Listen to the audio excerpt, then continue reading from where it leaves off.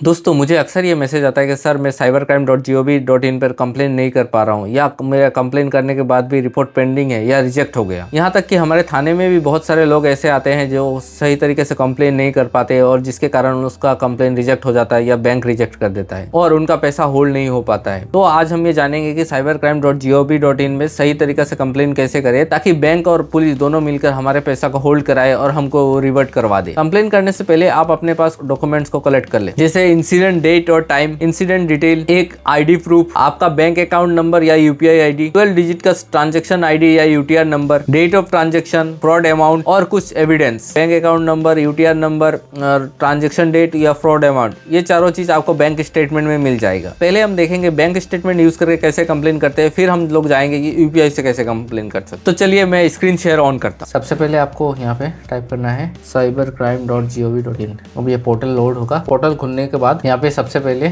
आपको रजिस्टर ए कंप्लेंट पे जाना है और वहाँ पे फाइनेंशियल फ्रॉड को सिलेक्ट करना है। यहाँ पे रजिस्टर ए कंप्लेंट जो मिडिल वाला है उसमें सिलेक्ट करना है, फाइल ए कंप्लेंट, एक्सेप्ट।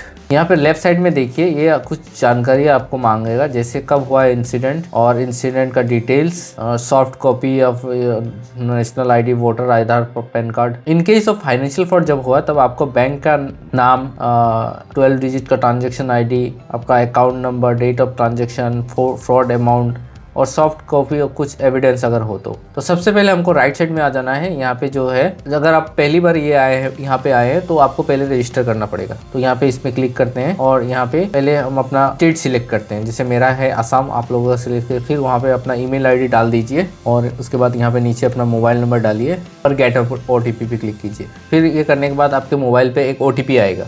OTP वेरीफाई करके फिर कैप्चा फिल कीजिए और लॉगिन हो जाएगा आपका पोर्टल पे। फिर यहाँ पे आपके बारे में जैसे डिटेल्स पूछेगा, जैसे आपका नाम क्या है, आपका डेट ऑफ बर्थ, ये सब पूछेगा। तो आप इसको फिलअप कीजिए। जैसे मेरे क्षेत्र में मैं कर रहा हूँ, मेरा डेट ऑफ बर्थ, जेंडर, फिर ईमेल आईडी जो ऊपर दिया है मैंने वही यहाँ पे डाल दूँगा। फिर यहाँ पे फादर नेम, ये सब, फिर हाउस नंबर, ये सब पूछेगा। लेकिन इसमें से ये सब फिलअप करने के बाद जैसे हाउस नंबर 0, स्ट्रीट नेम, उसके बाद ये डिस्ट्रिक्ट सिलेक्ट कीजिए, फिर पुलिस स्टेशन सिलेक्ट कीजिए और पिन कोड सिलेक्ट कीजिए और सेव एंड कंटिन्यू कर दीजिए। ये करने के बाद आपका प्रोफाइल बन जाएगा। उसके बाद आपको फिर से लॉगिन करना पड़ेगा। फिर से जाइए रजिस्टर ऑफ कंप्लेन। इस बार आप लॉगिन करेंगे अपने वही इसी ईमेल आईडी से।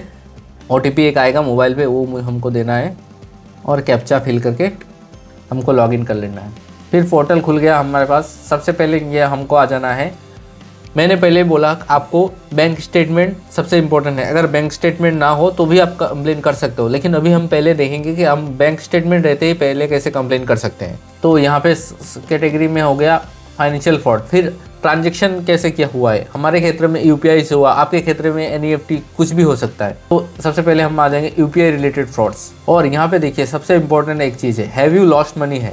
इसमें अगर आपने नो कर दिया तो आपका कुछ कंप्लेन फाइनेंशियल फ्रॉड के लिए रजिस्टर्ड नहीं होगा, जो बैंक को भेजा जाता है। हैव यू लॉस्ट मनी में यस करने से आपका कंप्लेन बैंक में भेजा जाएगा। ठीक है, तो देखिए अपने मैं यहाँ पे नो करने से ये चला जाता है, लेकिन जैसे मैं येस करूंगा यहाँ पे बहुत सारे डिटेल्स मुझसे पूछेगा, जैसे मेरा बैंक का क्या है, बैंक का अकाउंट नंबर, ये सब पूछेगा। तो यहाँ पे मैं सबसे पहले मैं अपना बैंक सिलेक्ट करता हूँ, जैसे मेरे क्षेत्र में है पंजाब नेशनल बैंक। फिर यहाँ पे वॉलेट क्या है मेरा, जैसे मैंने गूगल पे से किया है या क्या से किया है पेमेंट, पकड़ लीजिए मैंने गूगल पे से किया है। यहाँ पे देखिए अकाउंट नंबर, अभी हमारे क्षेत्र में अकाउंट नंबर हमारे पास है तो हम लोग अकाउंट नंबर देंगे। मेरा अकाउंट नंबर ये यहाँ पे मैं स्टेटमेंट खोल लिया, स्टेटमेंट से मैं कॉपी किया, अकाउंट नंबर पेस्ट कर दिया। फिर ट्रांजैक्शन आईडी जो 12 डिजिट का होता है, UTR नंबर, UPI करने से देखिएगा आप कोई भी तो वहाँ पे ट्रांजैक्शन आईडी आपको मिलेगा, वो UTR नंबर ये राइट साइड में जो है इसको हमको कॉपी करना है, पेस्ट कर देना है। फिर वहाँ पे अमाउंट डालना है, कितना रुपीज़ का ट्रांजेक्शन हुआ, 170 रुपीज़ का है तो 170 डाल दिया। और ट्रांजेक्शन डेट डालना है, ये कब है, 1 अगस्त को। टाइम डाल दिया हमने 4:30।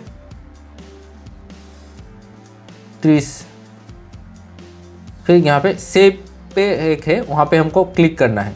देखिए ये ऐड हो गया। ऐसे करते करते अब मल्टीपल ट्रांजेक्शन भी यहाँ पे ऐड कर सकते हो। अभी दूसरा वाला भी हम लोग ऐड करेंगे। अभी अकाउंट नंबर तो सेम रहेगा, लेकिन ये जो ट्रांजेक्शन आईडी है वो चेंज होगा और ट्रांजेक्शन अमाउंट जो है वो चेंज होगा। ये होगा 200 रुपीज़ का, और इसको भी हमने 3 तारीख को किया है। इसका हम 12 बजे कुछ दे देंगे टाइम, ऐड मोर। ऐसे करते करते हम बहुत सारा यहाँ पे ट्रांजेक्शन ऐड करते जा सकते हैं। फिर अगर हमारे पास सस्पेक्ट का डिटेल्स है, अकाउंट नंबर है, तो वहाँ पे भी दे सकते हैं। अगर नहीं है तो कोई बात नहीं, आप सिंपली नो पे रखिए और आगे चला जाइए। आपका इंसिडेंट कब हुआ, इतना टाइम वो हुआ, और फिर पोर्टल पूछेगा कि is there any delay in the reporting. अगर क्या कोई डिले हुआ है रिपोर्टिंग करने के लिए, हाँ डिले हुआ है। क्यों डिले हुआ, तो यहाँ पे आप अपना कारण बताइए कि आप घर के बाहर थे या कुछ हुआ था। मेरे क्षेत्र पे मैं लिख दूंगा कि मुझे पोर्टल के बारे में पता नहीं था, बाद में पता चला। अभी ये इंसिडेंट कहाँ हुआ, ठीक है, जैसे फेसबुक पे हो गया, इंस्टाग्राम पे हो गया, व्हाट्सएप पे हो गया, कहाँ से आप उनसे जुड़े जो इंसिडेंट हुआ। जैसे किसी किसी क्षेत्र में फाइनेंशियल फ्रॉड में आपका व्हाट्सएप के थ्रू से कन्वर्सेशन होता है, टेलीग्राम के थ्रू से होता है, तो आप व्हाट्सएप दे देंगे। व्हाट्सएप देने के बाद आपको व्हाट्सएप सस्पेक्ट का व्हाट्सएप नंबर मांगेगा। हमारे क्षेत्र में एक डेमो दे देता हूँ, और एविडेंस मांगेगा कि हाँ कुछ एविडेंस दीजिए, तो मैं एक व्हाट्सएप का एविडेंस दे देता हूँ, उसको भी ऐड कर देते हैं। फिर यहाँ पे पूछेगा कि आप कुछ ब्रीफली इसके बारे में लिखिए कि कंप्लेन किस बारे में है। हमारे क्षेत्र में हुआ था, फाइनेंशियल फ्रॉड हुआ था हमारे साथ, जो मिनिमम 200 कैरेक्टर का होना चाहिए, और इसको सेव ड्राफ्ट एंड नेक्स्ट कीजिए। फिर अगले पेज पे आपको सस्पेक्ट का नाम, सस्पेक्ट का जैसा कुछ आईडी होगा तो वो आप यहाँ पे डाल सकते हैं। और हमारे क्षेत्र में हमारे पास कुछ नहीं है, तो हम सिंपली इसको सेव ड्राफ्ट एज नेक्स्ट करेंगे। थर्ड पेज में आपका डिटेल्स जो आपने फिलअप किया है वो सब डिटेल्स आएगा, और आपको एक अपना आधार यहाँ पे अपलोड करना है, या कोई भी ऐसा डॉक्यूमेंट जो आपका नेशनल आईडी हो। तो यहाँ पे चूज़ फाइल में जाएंगे और हमारा जो आधार है उसको हम अपलोड करेंगे। अपलोड होने के बाद यहाँ पे ऐसे आ जाएगा। फिर सेव एंड प्रीव्यू पे जाना है, और यहाँ पे जाके आ गया आपका। ये देखिए हमारा कितना है, 200 और 170 रुपये का फ्रॉड हुआ है। हमने यहाँ पे आपको सब डिटेल्स आपको मिल जाएगी। यहाँ पे आई एग्री करके अगर मैं कंफर्म एंड सबमिट करता हूँ, सबमिट हो जाएगा, और मुझे एक एक्नॉलेजमेंट नंबर मिलेगा। बैंक स्टेटमेंट से ऐसे आप कर सकते हो। अगर आपके पास बैंक स्टेटमेंट ना हो तो आप क्या करना है, आपको फिर से आ जाइए आप कंप्लेन में। यहाँ पे यूपीआई रिलेटेड फ्रॉड को सिलेक्ट कीजिए और हैव यू लॉस्ट मनी में यस रहने दीजिए।